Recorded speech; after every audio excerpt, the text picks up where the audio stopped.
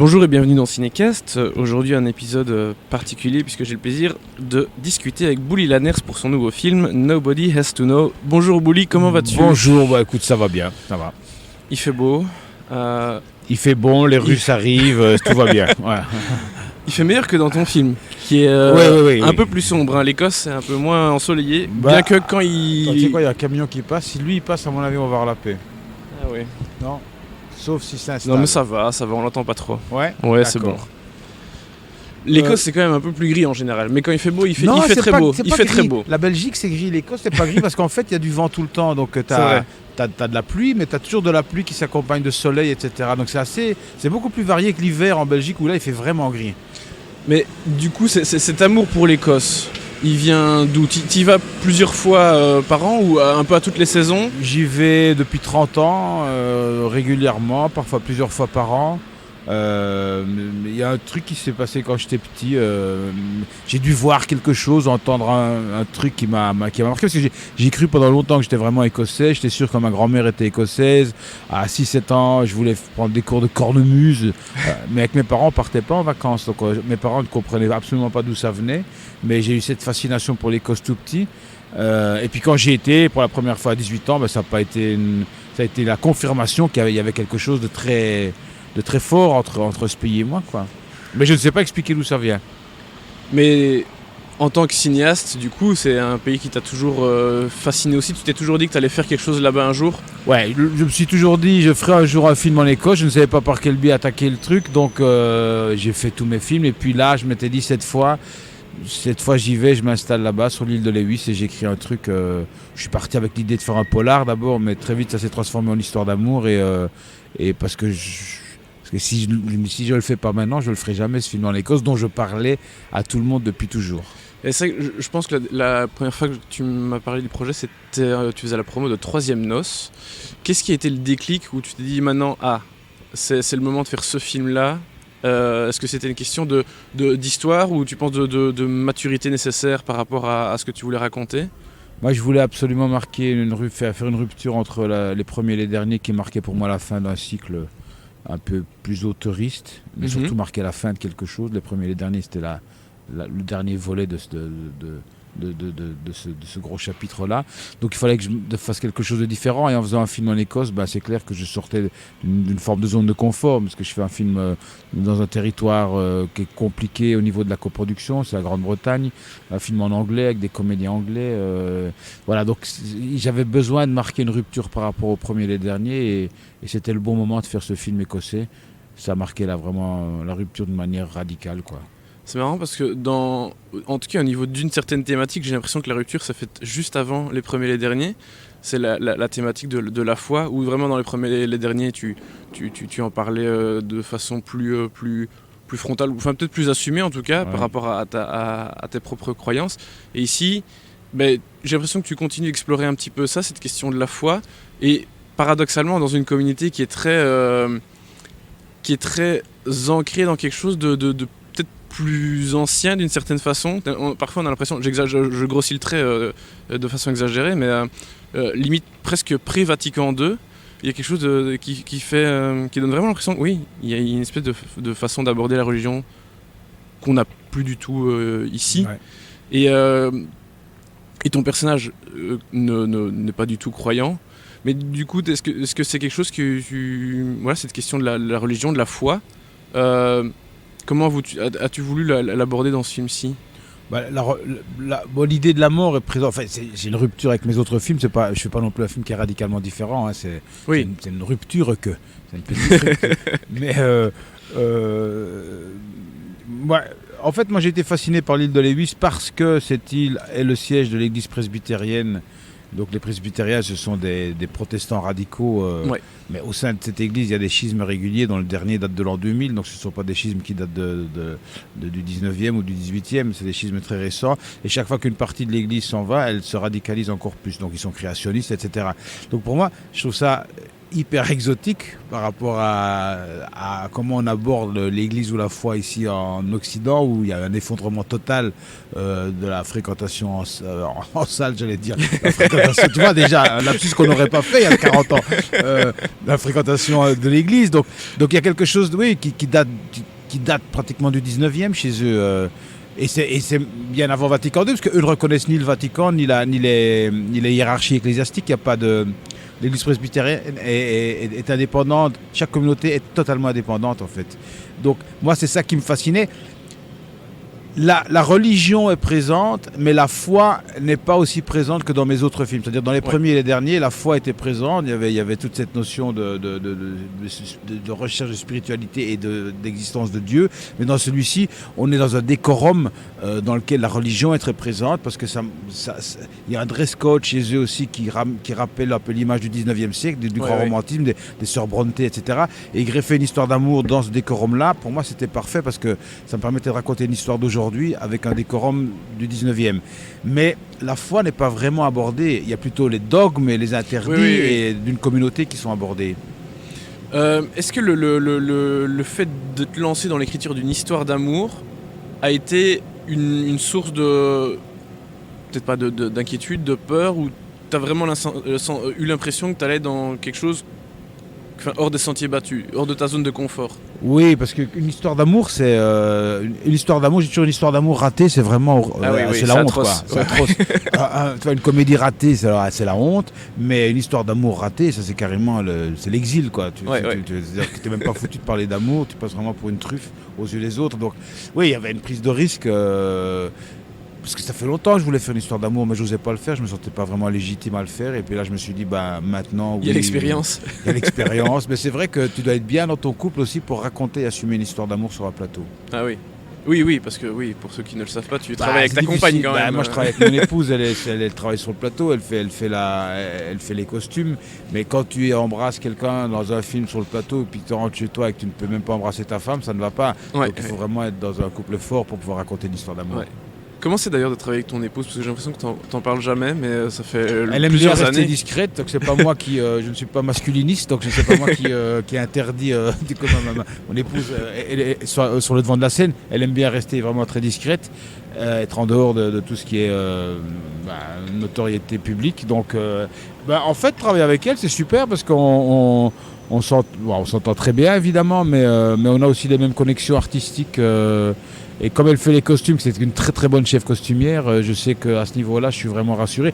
Et puis elle relit aussi mes scénarios, donc c'est-à-dire elle participe d'une certaine manière à toutes les puis elle me suit dans mes angoisses, dans mes craintes, elle m'accompagne sur le plateau, donc ça reste familial aussi. Et moi j'ai besoin aussi de ne pas pouvoir m'exiler tout seul quand je fais mes films, ça serait vraiment beaucoup plus dur. Ouais.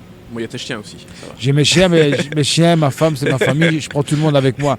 Donc quand je peux, je fais jouer mes chiens dans les films, comme ça ils ont une légitimité à être sur le plateau. Et ma femme aussi, puisqu'elle est chef costumière. Donc voilà. Pour ce film-ci, t'as emmené quelqu'un d'autre avec qui tu avais tourné auparavant, Tim Millens, avec qui tu avais tourné De Patrick, dans lequel tu avais un second rôle. Alors, loin de moi l'envie de me lancer dans une quelconque polémique s'il y en a. J'avais cru comprendre à un moment qu'il était co-réalisateur, mais en tout cas il est crédité comme responsable des prises d'images durant le tournage. Comment est-ce que tu as envisagé la collaboration de base en tout cas donc c'est vraiment à la fin de la prépa qu'on a décidé que j'interpréterais le rôle masculin, mais donc là je me suis dit diriger en anglais, jouer en anglais, ça c'est vraiment trop. Parce que Tim Millens a déjà tourné en anglais, des séries... Tim a tourné en anglais, La Guerre des Mondes moi, notamment. Il me fallait pour m'accompagner un faiseur, c'est-à-dire un mec à qui on puisse donner... les repérages étaient faits, le casting était fait, toute la ligne artistique était dessinée. Et donc moi je voulais quelqu'un qui puisse assurer le plateau pendant que je joue. Et en fait c'est assez agréable de travailler comme ça parce que toi tu restes un peu le showrunner du film. Donc tu fais le scénario, la ligne artistique, toute la direction artistique, le casting, les décors, le montage, le choix des musiques, les musiques, le mix, tout. Après des reshoots aussi, mais là je les ai fait tout seul parce qu'il manquait des séquences. On a refait des reshoots à Dunkerque. Voilà, et en fait c'était assez confortable d'autant plus que je jouais dedans et en anglais. J'aurais pas su assumer les trois. Ça devenait une performance et moi, ce qui compte, c'est que le film soit bien. C'est pas tout à coup dire j'ai signé ceci et cela. Mais Tim ne voulait pas être dans le générique en tant que co-réalisateur. C'est lui qui a demandé à être retiré, à être juste à la fin parce qu'il ne sentait pas la légitimité d'être là. Oui, parce que t'as donc il n'y a pas du tout de clash, parce que je joue dans le prochain film de Tim, donc voilà. Ah, intéressant. Mais en même temps, c'était une chouette collaboration, je suppose, déjà dans De Patrick. Oui, dans De Patrick, ça fonctionnait bien. C'était cool, ça fonctionnait bien et on n'est pas du tout les mêmes, mais en même temps, lui, il est de cette génération de mecs qui peuvent débarquer, il a l'habitude de ça. On lui donne un scénario, on lui donne des comédiens, on lui donne des costumes, et hop, il y va, quoi. Tu vois, moi, j'arriverais pas à faire ça. Je sais qu'on en a déjà parlé pour... je sais plus si c'était pour les premiers ou les derniers, ou si tu en parlais par rapport à Eldorado, mais... t'es pas toujours ton premier choix pour jouer dans tes propres films et non, finalement jamais. finalement je m'y colle chaque fois. Tu le deviens chaque fois.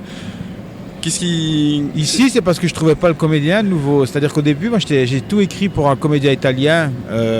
Tout est écrit pour lui. Donc c'était un petit comédien, tout petit. C'est le comédien qui joue dans Dogman. Matteo. Matteo, mais Matteo ne parle ni français ni anglais et Matteo n'était pas libre, donc on a dû réécrire et puis j'ai cherché un autre comédien avec un physique un peu particulier et mon directrice de casting m'a dit excuse-moi mais fais-le toi parce que je trouverais pas quoi. Je dis bon d'accord. Donc à partir de là j'ai réécrit et j'ai réadapté l'écriture au fait que c'est moi qui allais interpréter le personnage. Mais tu avais déjà choisi Michel Ferly comme actrice principale à ce moment-là ? On était en pourparlers.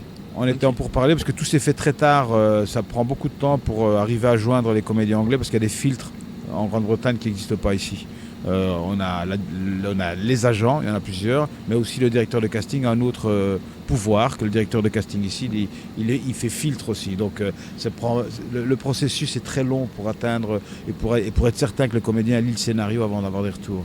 Donc Michel Perlet c'était en négociation et tout s'est décoincé à la fin, et pour moi et pour elle. Voilà. Comment s'est passée la collaboration avec elle ? Parce que j'ai l'impression que c'est un des rôles les plus... peut-être les plus intimes que tu as eu à jouer jusqu'à présent ? Oui, clairement. Hein. Je suis un couple, j'ai jamais vraiment été en couple dans mes films. Je fais chaque fois les célibataires, c'est plus facile à faire. Donc ici c'était... et en anglais en plus ? Et en anglais, ouais. Ça aidait peut-être aussi de le faire en anglais parce que du coup, je savais que je jouais et ça me mettait en position vraiment de... Je suis comédien, point barre. Michel Ferlet, c'était quelqu'un qui m'impressionnait beaucoup, donc il fallait que je passe ce cap d'être impressionné, parce qu'en plus c'est des comédiens anglais qui ont une autre approche du jeu. Elle était une grande comédienne de théâtre en Angleterre, donc elle arrive, elle a un passif assez puissant, assez costaud. Et par contre, elle s'est totalement comme les comédiens anglais, hein, quand ils s'engagent dans un film, c'est de manière absolue. Donc elle maîtrisait tous les week-ends, on voyait les phrases, les textes, on pesait chaque mot. Les comédiens anglais sont très très très attentifs au texte et il faut justifier tout. Donc c'est un travail qui est très différent avec un comédien français ou belge, où parfois les mecs arrivent sur le plateau et ne savent même pas qu'ils ont du texte le jour. Tu vois, là en Angleterre c'est inimaginable ça. Comment tu as senti l'accueil et le tournage sur place dans cette autre culture ?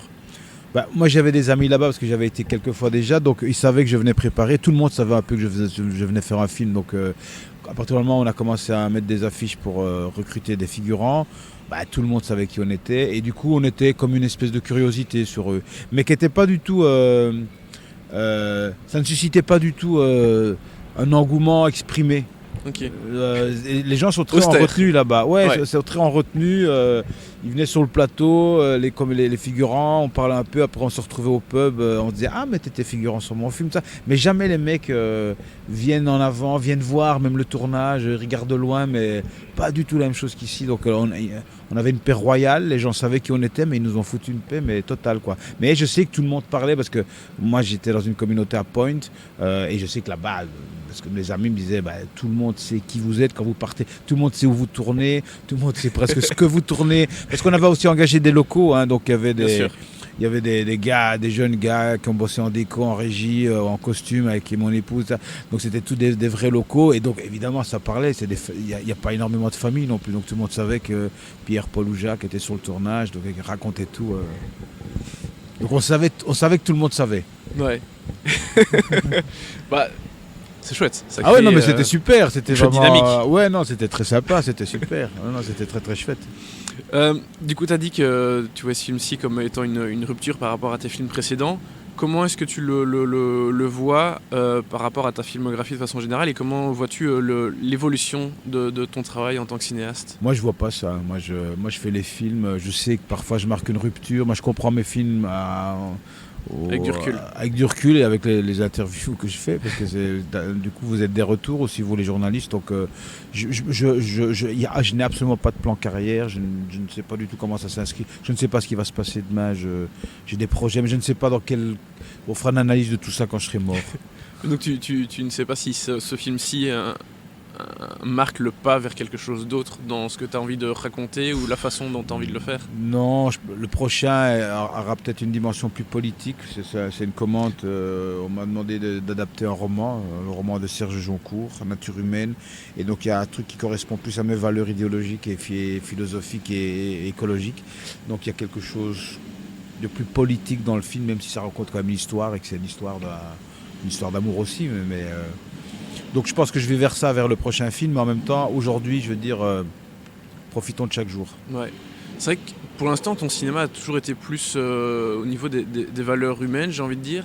Et Ça restera. Alors que enfin, tu es plutôt actif politiquement et surtout écologiquement. C'est vrai que c'est peu présent dans ton cinéma. Ouais, non, c'est pas présent du tout même. La nature, elle est là, mais elle n'est pas là en tant qu'objet politique. Non, elle est là. Elle est là parce que simplement par amour de la beauté de la nature. Mais dans le prochain, il y aura une connexion entre le côté humaniste que je veux absolument garder, parce que moi, raconter les hommes et les êtres humains, c'est ce qui m'intéresse le plus, mais avec une dimension politique que je n'ai pas encore exercée. Mais j'ai hâte de voir ça. Oh bah moi aussi. Mais merci beaucoup, Bouli. Mais de rien. Bonne chance pour la sortie. Bonne journée et prenez tous soin de vous. Hein.